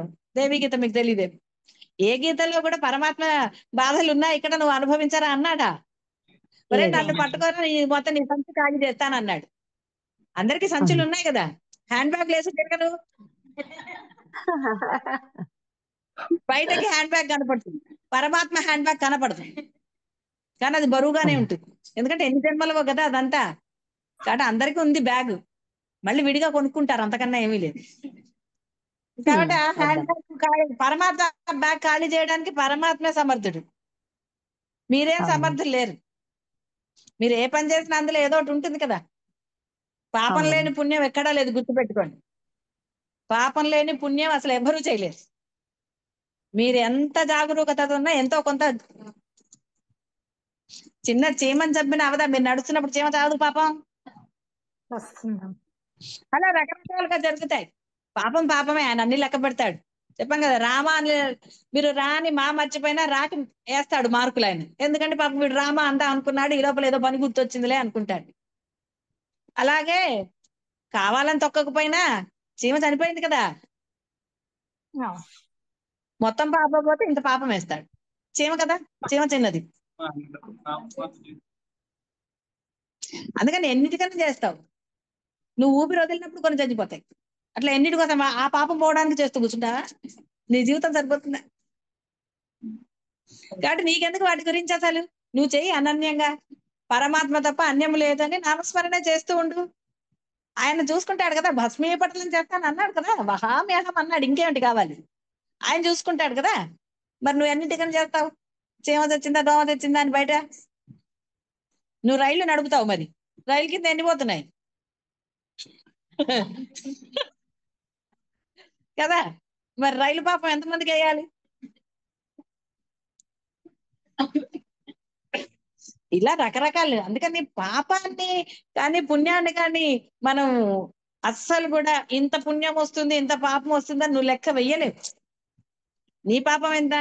చెప్పాం కదా, గుళ్ళో మీరు 3 చేస్తే మీకు వచ్చేది అరే. మరి కట్టిన వాడికి పోవద్దు, గుళ్ళో ఆయనకి పోవాలంటే మీరు ఇంకెన్ని చేయాలి? అన్ని చేస్తే కొన్ని గుడిలో ఆయనకి, కొన్ని కట్టిన వాళ్ళకి, కొన్ని పూజారికి ఇన్ని పోతే మిగిలేదు మీకు పాపం. ప్రదక్షిణలు మానేసేయండి. ఇలా ఎన్నో ఉంటాయి ధర్మ సూక్ష్మాలు. అందుకని దైనందిన జీవితంలో ధర్మం చేయి. నీ ధర్మం ఏంటో నువ్వు చేయి. భర్తగా నీ ధర్మం, భార్యగా ధర్మం, కోడలి ధర్మం, ఎవరి ధర్మాలు వాళ్ళవే. ఆ ధర్మం చేయండి అంతే. మిగతా సమయం అంతా నామస్మరణ చేయండి. అద్భుతంగా ఉంటుంది, జీవితం ఆనందంగా ఉంటుంది. ఏడుద్దామన్న ఏడుపు ఎక్కడి నుంచి వస్తుందండి? అసలు ఉంటే కదా. లేదే ఎక్కడి నుంచి వస్తుందండి? యాక్షన్ చేద్దామన్నా ఎక్కడ వస్తుంది చెప్పండి? నవ్వాపుకోవడం ఎంత కష్టం, నవ్వాపుకోవడం కష్టం. అలాని ఏడవాలంటే ఏడవగలరా? చూసారా? యాక్షన్ చేయగలరా ఏడ్చినట్టుగా? పక్క నుంచి నీళ్లు తెచ్చుకోవడమే. ఏమిటో యాక్షన్ చేద్దామని ఒకసారి ఏడుపు ఎట్లా వస్తుందా? స్వతహాగా వస్తేనే కన్నీళ్ళు వస్తాయి. అంతేగాని ఏడుపు యాక్షన్ చేయాలంటే అందుకే తలకాయ దించుకుంటారు వాళ్ళు ఏడ్చేవాళ్ళు. ఏడ్చేవాళ్ళు ఎందుకంటే అక్కడ రావు కదా నీళ్లు. మరి అప్పుడు ఒట్టికి ఇలా వద్దుకుంటారు కదా. ఆడవాళ్ళకైతే ఇంటిని, మగవాళ్ళకి ఖర్చు పెట్టుకుంటారు. సరే ఏదో కష్టపడతారు. అంటే అర్థం ఏమైంది? ఉన్నది పరమాత్మ దగ్గర సంతోషమే తప్ప బాధ లేసం కూడా లేదు. ఆయన అన్నాడా, ఒరే నన్ను పట్టుకోరా, నీకు నీ బాధలు పెంచుతాను లేదా తగ్గిస్తాను అన్నాడు? ఆయన లేకుండా చేస్తానన్నాడు. బాధలు తగ్గిస్తాను, కష్టాలు తగ్గిస్తాను అన్నాడు ఎక్కడన్నా మీకు? వశిష్ఠ రామాయణంలో కానీ ఎక్కడన్నా చెప్పబడిందా? అష్టావక్ర గీతలో ఎక్కడ ఏమీ లేవవి. ఆయన ఏమన్నాడు? ఒరే నన్ను పట్టుకోరా, నీ కష్టం అసలు లేనే లేదు, నీకు అసలు భావించడానికి కూడా కష్టం లేదు, పొమ్మన్నాడు అనుభవించడానికి. పట్టుకున్న తర్వాత కష్టాలు ఎక్కడున్నాయి? కల్పించుకున్న కష్టాలు కదా. సాధించకపోతే కష్టాలు ఉన్నాయా? కాబట్టి మనసు స్థిరముగా నిలుపుటకు శక్తి లేనిచో అభ్యాస యోగముతో నన్ను పొందుటకు ప్రయత్నించన్నాడు. అభ్యాసం చేయండి, నిరంతరం చేస్తుంటే రాక ఏమవుతుందండి? వస్తుందమ్మా. రాకనే ఆయన రమణ మహర్షి అయ్యాడా? భగవాన్ అయ్యారా? పెరియవారిని నడిచే భగవంతుడు అన్నారా? ఎలా అంటారు? చేశారు వాళ్ళు, చేశారు కాబట్టి వాళ్ళు పొందారు. నడుస్తూ ఉంటే కదండి మార్గం మనకి దగ్గర అవుతుంది. లక్ష్యం ఎప్పుడు దగ్గర అవుతుంది? మీరు నడుస్తూ ఉంటే. కాసేపు కూర్చుంటా అంటే ఎప్పటికి వస్తుంది అది? కాబట్టి మీరు చేస్తూ ఉండాలి. అందుకని అభ్యాసంతో నన్ను పొందుటకు ప్రయత్నించండి అన్నాడు. అభ్యాసం అంటే అర్థం ఏంటి? చెయ్యటమే కదా. వాడు ఆ దిద్దితే మీరు బలవంతంగా కూర్చోబెట్టి దిద్దిచ్చారు, వాడు వంకటిగా వాడి చేత 100 సార్లు రాయిస్తారు. అప్పుడు కదా వాడికి వచ్చింది. మరి అదే పని మీరు చేయాలి కదా. చేయాలమ్మా. వస్తాను. అవును.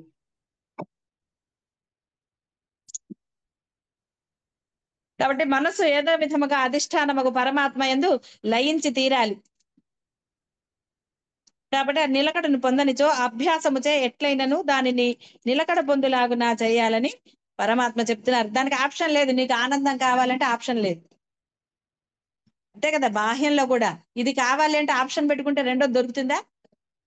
రెండు ఉన్నాయనుకోండి, అందులో ఒకటే నీకంటే ఆప్షన్ ఉందా? మరి నీకు ఏదో ఒకటే తీసుకురా అన్నాడు, ఇంకా ఆప్షన్ లేదు. ఉండదు. ఇచ్చాడు, రెండిట్లో ఒకటే ఆప్షన్ ఇచ్చాడు. కానీ నీకు నచ్చిన దాని అంతే నువ్వు చూస్తావు, కానీ వేరే దాన్ని ఎందుకు వెళ్తావా? రెండిట్లో ఏది బాగా ఇష్టం అదే చూస్తావు. అంటే నువ్వు ఆప్షన్ పెట్టుకోవని నా ఉద్దేశం. అక్కడ రెండు ఉన్నాయి, ఆప్షన్ లేకుండా ఎలా ఉందని కాదు అర్థం. మీరు అప్పుడు ఆప్షన్ పెట్టుకుంటారా? పక్కన ఏది నచ్చిందో అదే కదా ఇష్టమైనప్పుడు తీసుకుంటారు. అవునమ్మా. కాబట్టి నిలకడను పొందనచో అభ్యాసం చే ఎట్లయినను నిలకడ పొందులాగాన ప్రయత్నం చేసి తీరాలి. వేరు మార్గము లేదు మోక్షం పొందడానికి. ప్రతి వారును ఏదయో విధముగా తమ మనస్సును బహిర్ముఖంగా పోనీయక, దృశ్య విషయములపై వ్రాలనీయక, ఆత్మయందు నిలిపేలాగా ప్రయత్నం చేసి తీరాలి. ఎన్నో ప్రయత్నాలండి. ఎన్నేళ్ళు 50 వేసుకున్నా, 40 వేసుకున్నా, పోని 30 వేసుకున్నా ఎన్ని ప్రయత్నాలు చేయలేదు? చాలా ఉన్నాయమ్మా. పొందే వరకు ప్రయత్నం చేశారు కదా, పొందే వరకు దెబ్బలాడలేదు. ఎన్నో ఉన్నాయి అలాంటి లిస్ట్ రాస్తే ఎన్నో ఉంటాయి కదా. పెళ్లికి ముందు పెళ్లి తర్వాత కూడా, కేవలం పెళ్ళయ్యాకే చెప్పట్లేదు. పెళ్లికి ముందు అమ్మల్ని కూడా సాధించిన వాళ్ళు ఉన్నారు. అమ్మా. ఆడపిల్లలు కూడా సాధిస్తారు. ఆడపిల్లలందరూ మంచి వాళ్ళని చెప్తారా, మగపిల్ల వాళ్ళందరూ చెడ్డవాళ్ళు? అలా ఏం లేదు, ఇద్దరిలో ఉంటాయి. సాధించేవాడు ఎవడైనా సాధిస్తాడు. మా పురుషుడైనా అంతే, స్త్రీ అయినా అంతే. సాధించుకోలేదు, చేసి తీరలేదు అనుకున్నప్పుడు. కాబట్టి దీన్ని కూడా అలా సాధించాలి. ముందు ఇది సాధిస్తే మిగతావన్నీ ఆటోమేటిక్ గా బాగవుతాయి. ఇది సాధించకుండా బయట వైపు చూస్తే అది ఎప్పుడు అలాగే ఉంటుంది. ఎందుకంటే అది బాహ్యం కాబట్టి. నీ కర్మను అనుభవిస్తున్నావు బాహ్యంలో. గుర్తుపెట్టుకోండి, ఎందుకు బాహ్యంలో ఉన్నాయి అంటే నువ్వు పూర్వజన్మలో చేసిన కర్మలన్నీ అనుభవిస్తున్నావు కాబట్టి. బాధలు ఉన్నాయి, వస్తాయి బాధలు. ఎందుకంటే నువ్వు ఇంకొంచెం చేస్తున్నావు కర్మ, ప్రయత్నంతో చేస్తున్నావు. నాకెందుకు లేనిలే రమణ మరి చెప్పిన సుమ్మయ్యలాగా నోరు మూసుకు కూర్చోలేదు కదా. ఆయన ఏమన్నాడు? ఏది జరగాలి అదే జరుగుతుంది, నువ్వేం ప్రయత్నం చేయకన్నాడు. మామూలు వాడు ఏమంటాడు? ప్రయత్నం చేయకపోతే ఎలా మనం సాధిస్తా అంటే, నీ చేత ప్రయత్నం కూడా ఆయన చేయిస్తాడరా, నీకెందుకు కంగారు? కంగారు పడే కదండి ఇంకో దానికి ప్రయత్నం చేస్తా, అప్పుడు కదా దెబ్బలు తగులుతాయి, అంటే బాధలు కలుగుతాయని. అందుకని పరమాత్మ మీద భారం వేసి నువ్వు నిశ్చింతగా ఉంటే పరమాత్మ నియతిలో ఏదైతే ఉన్నదో అది నీకు జరుగుతుంది. దానివల్ల ఎప్పుడూ నువ్వు నష్టపోవు. ఇప్పుడు జరుగుతుంది కదా, మీరు అనుభవం పొందుతున్నారు కదా, ఇంకా వేరే ఏం కావాలా? సరే, కొత్త వాళ్ళు వాళ్ళకి తెలియకపోయినా మీ పాత వాళ్ళందరికీ బాగా తెలుసు కదా, అమ్మా, తెలుసు. అర్థమైంది కదా. కాబట్టి బాగా చేయలేకపోయాను అనకూడదు. ఏది ఏ విధముగా తమ మనస్సును బహిర్ముఖంగా పోనీయక, దృశ్య విషయములపై వ్రాలనీయక, ఆత్మ ఎందే స్థాపించాలి. అభ్యాసముచే ఎలాగైనను ఆ సాధించి తీరాలి.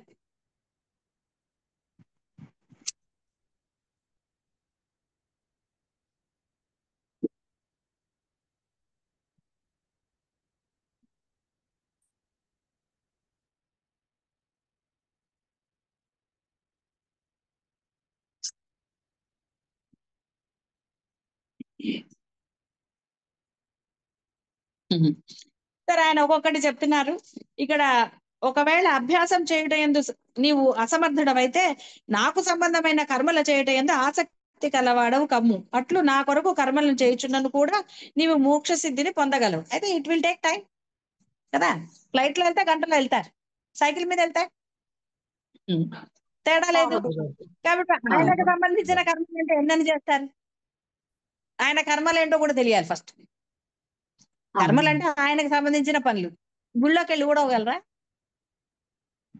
నడ్డి పట్టేస్తుంది కదా, అలవాట్లేదు. మరి సేవ చేయగలరా? మరి సేవ ఒకరోజు చేస్తే సరిపోతుందా?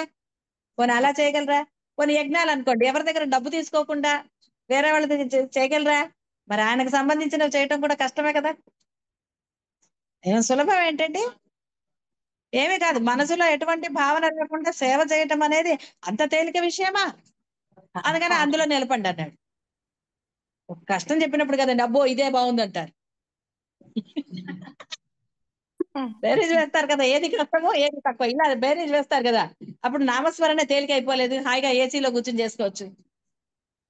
నామస్మరణ ఎక్కడైనా కూర్చొని చేసుకోవచ్చు, సోఫాలో కూర్చోవచ్చు, ఎక్కడ కన్వీనియంట్ గా కూర్చోవచ్చు కదా. ఏ పొజిషన్ లో అయినా కూర్చొని చేసుకోవచ్చు.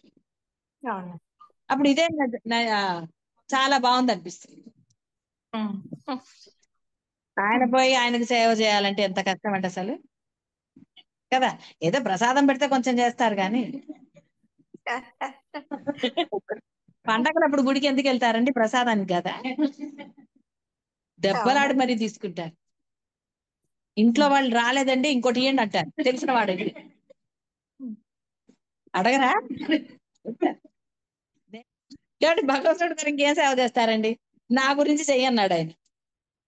నా సంబంధమైన కర్మలు చేయడానికి ఆసక్తి గలవాడు కమ్మన్నారు. ఇంకెక్కడ ఆసక్తి అండి?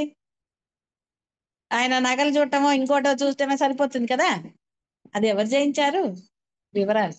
బ్రాహ్మణ తెలిసాడు అనుకోండి, పూజారి తెలిసి ఇవే కదా మీరు అడిగే వివరాలు.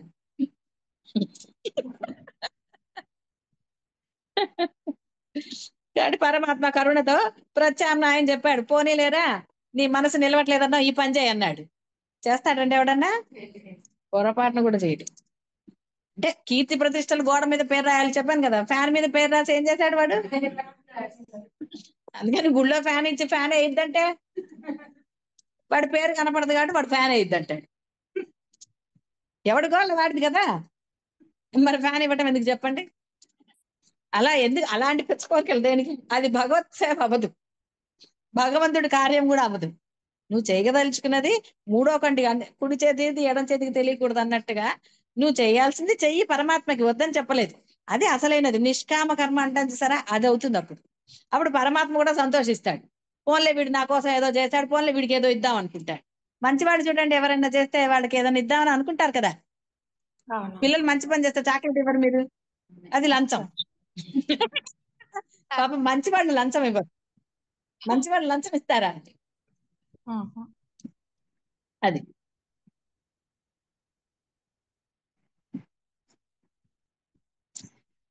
కాబట్టి దైవ కార్యాలందు, ధర్మ కార్యములందు, పరోపకార క్రియలందు, పర ప్రాణులకు హితమనర్చు కార్యములందు ఆసక్తి కలిగి వానిని నిష్కామముగా ఎక్కడ అటు చేయగలరా? నిష్కామంగా ఎంత ఒకడికి హెల్ప్ చేస్తే తర్వాత ఎప్పుడో వాడు కొంచెం మిమ్మల్ని చూడలేదు అనుకో, నమస్కారం పెట్టలేదు, అప్పుడు ఎంత తిట్టుకుంటారండి?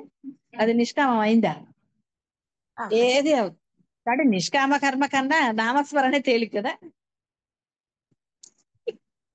జపము, ప్రార్థన, కీర్తన, భజన, పూజ, వ్రతములు ఉన్నగు వానిని భగవత్ ప్రీత్యర్థముగా గావించాలి. ఎంత కష్టం అండి వ్రతాన్ని ఆయనకి అర్పించాలంటే. ఇప్పుడే మీరు చేసే జపమైనా, ప్రార్థన అయినా, కీర్తన అయినా, వ్రతాలైనా భగవత్ ప్రీత్య అంటే భగవంతుడికి నచ్చుతాయి. ఆయనకి ఇష్టమైనప్పుడు కదా అనుగ్రహిస్తానని చెప్పలేదు. నా భక్తుడిని అనుగ్రహిస్తానన్నాడు ఆయన. అంతేకాని రామారామ అనేసి పక్కనకి వెళ్ళి ఏదో చేసేసి మళ్ళీ రామారామ అంటే అందుకని అలా చేయడం. చిత్తము పరిశుద్ధము కాగా క్రమముగా జ్ఞానం అంకురించి దానిచే మనుజుడు మోక్ష సిద్ధిని పొందుతాడు. అప్పుడు కర్మాచరణ ఒకవేళ ఇలాంటివి చేస్తే ముక్తిని ప్రసాదిస్తుంది అన్నాడు. కానీ ఎంత టైం అండి? ఉన్న టైం ఎంత తెలుసా మీకేమన్నా? ఎవరు ఎప్పుడు పోతారో ఏమన్నా మీరు ఊహించగలరా? ఏది మీ చేతుల్లో లేదు. ఎన్నో జరిగాయి సత్సంగంలో, మీకు అన్ని అనుభవాలు ఉన్నాయి. చిటుక్కున అంతే. ఇలా ఉన్న మనిషి అలా లేదు అంతే. అవి కూడా జరిగాయి. కాబట్టి ఎప్పుడో చెయ్యొచ్చు, ఇంకా సమయం ఉంది, ముందరే ఇవన్నీ అనుభవించాలి, నాకు బోడు బాధ్యతలు ఉన్నాయి, ఇవన్నీ అనుకున్నవాడు ఎప్పటికీ పరమాత్మని పొందలేడు ఈ జన్మలో. పరమాత్మని పొందలేడు అంటే అర్థము జన్మ రాహిత్యాన్ని పొందలేడు గాక పొందలేడు, ఎట్టి పరిస్థితుల్లోనూ పొందలేడు వాడు. అది మీకు అనుభవం అవుతోంది కదా. ఎప్పుడైతే మీరు బాహ్య విషయముల పట్ల ఆసక్తి చూపారో బాధ కలిగిందా కలగలేదా నాకేం చెప్పక్కర్లేదు, మీరు దానిని గ్రహించారా లేదా, గ్రహించిన వాళ్ళు మళ్ళీ బాహ్య విషయముల పట్ల ఎందుకు ఆసక్తి చూపిస్తున్నారో ఎవరికి వాళ్ళు చెప్పాను నేను. నిష్కర్షగా కఠినంగా వేసుకోండి ప్రశ్న, ఎందుకు నేను ఇంత బాధలు పడుతూ కూడా మళ్ళీ ఇంకా బాహ్య విషయాల పట్ల ఎందుకు నేను ఆసక్తి చూపిస్తున్నాను, ఎందుకు పరమాత్మ ఎందు ఇంకా మనస్సు నిలపలేకపోతున్నానని మీకు మీరు బుద్ధి చెప్పుకోవాలి.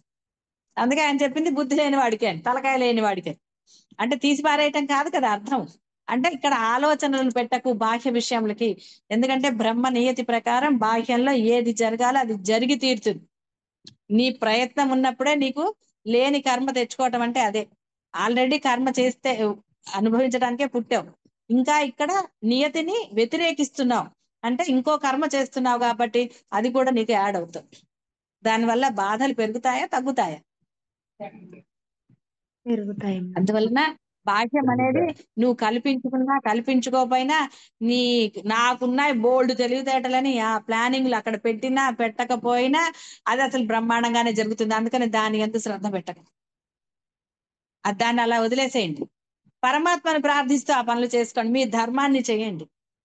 ఎప్పుడూ కూడా ధర్మమే మిమ్మల్ని రక్షిస్తుంది, ధర్మమే మోక్షము, ధర్మమే పరమాత్మ. ధర్మం లేనిది వీళ్ళెవరూ లేరు.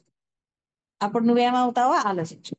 కాబట్టి ప్రయత్నపూర్వకంగా ఇష్టపూర్వకంగానంటే ఏదైనా సరే, అంటే కేవలం ప్రాణాపాయ సమయంలోనే పరమాత్మ కొంత నీకు అవకాశం ఇచ్చాడు, పర్వాలేదు ఒకవేళ నీ ప్రాణం పోతుందంటే అన్నాడు ఆయన. ఎట్టి పరిస్థితుల్లో కూడా మనస వాచ కర్మణ అంటే మనసులో కానీ మాటలో కానీ మీ ఆచరణలో కానీ అధర్మం అనేది ఉండరాదు, బాగా గుర్తుపెట్టుకోండి. ఆ ధర్మాన్ని మీరు ఆచరించినప్పుడు మాత్రమే పరమాత్మ యొక్క అనుగ్రహాన్ని పరిపూర్ణంగా పొందగలుగుతారు. ఎంత కష్టమైనా సరే ధర్మాన్నే ఆచరించాలి.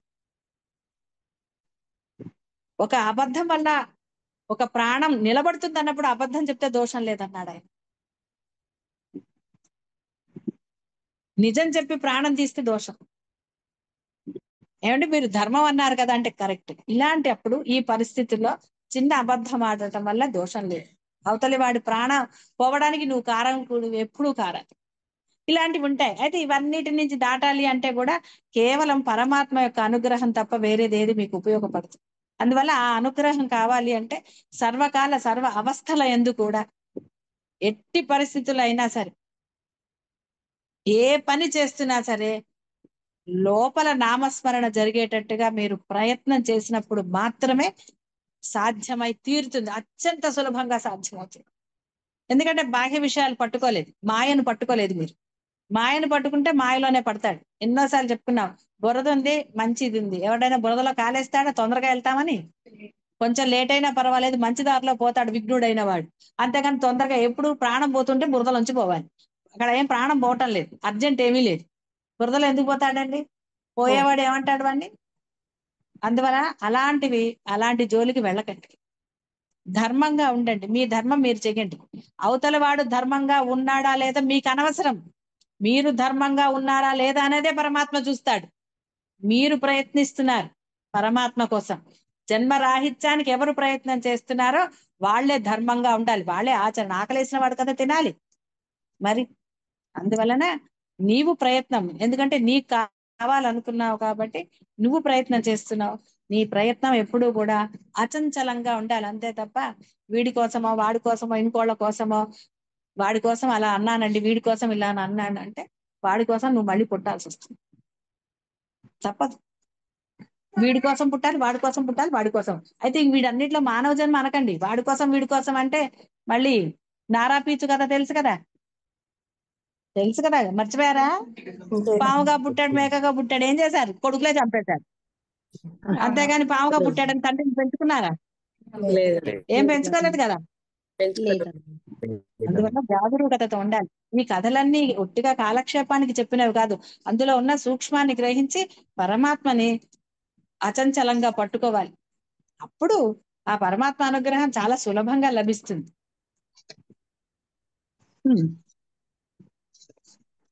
కాబట్టి అందరూ కూడా కొత్త వాళ్ళైనా పాత వాళ్ళైనా సరే, పాత వాళ్ళకి అన్ని తెలుసు అనుకోండి, కొత్త వాళ్ళు కొంచెం జాగరూకతతో చేసుకో. శుభం.